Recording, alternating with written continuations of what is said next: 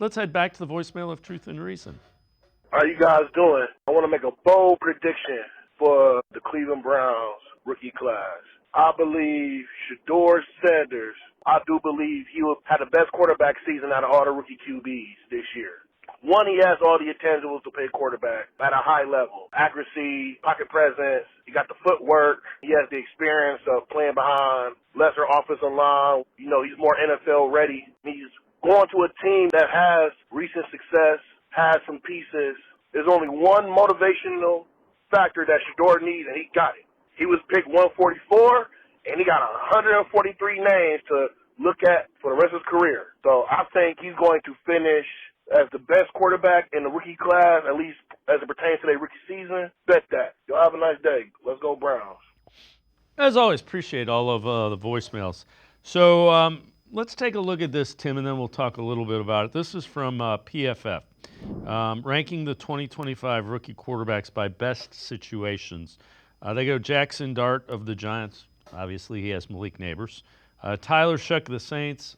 I guess Kamara and Olave is what they're thinking there. Cam Ward of the Titans. That one, okay. Dylan Gabriel, Shedeur Sanders of the Browns. Browns spent third-round pick on Gabriel after he posted an 86.3 passer rating.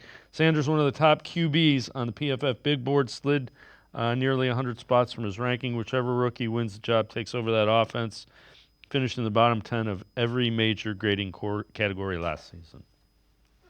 All fair. I wouldn't be surprised if Sanders is the best rookie quarterback, and I wouldn't be surprised if he isn't. I don't know what to expect from either of the Browns rookies. I think Cam Ward was.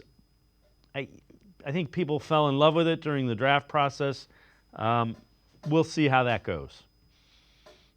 Yeah, I think what this kind of reinforces, that ranking is that, none of these four teams needing quarterbacks, are exactly great situations. But in some ways, those are why those teams are taking quarterbacks, because they need those guys. And for whatever reason, their situation isn't right. And, looking at the reasoning from PFF about the Browns, yeah, they finished bottom 10 in every category.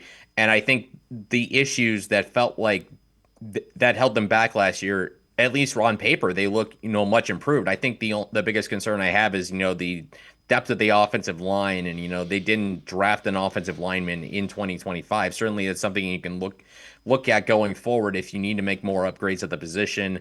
Receiver's still a question, but they've revamped the running game entirely. They went back to a scheme that Kevin Stefanski's run in the past that we know has had success. I've talked about it earlier on the show today.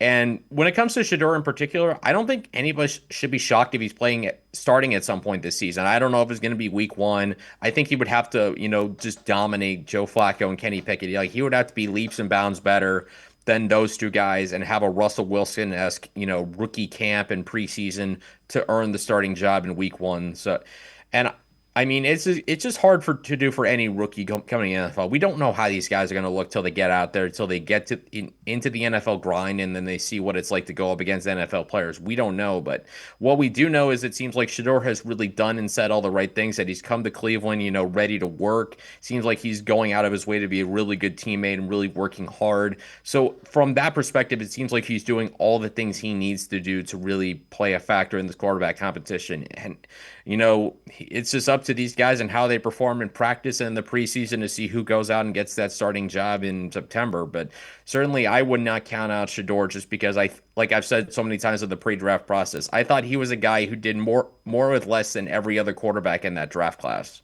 Yeah, and again, he's starting from behind. Obviously, I would say he and Gabriel are both starting behind Pickett and Flacco. That's just kind of the way it is. So there's some room to make up. There's plenty of time. I would be surprised if either rookie on the Browns started week one, but we'll see. There's surprises that happen all the time.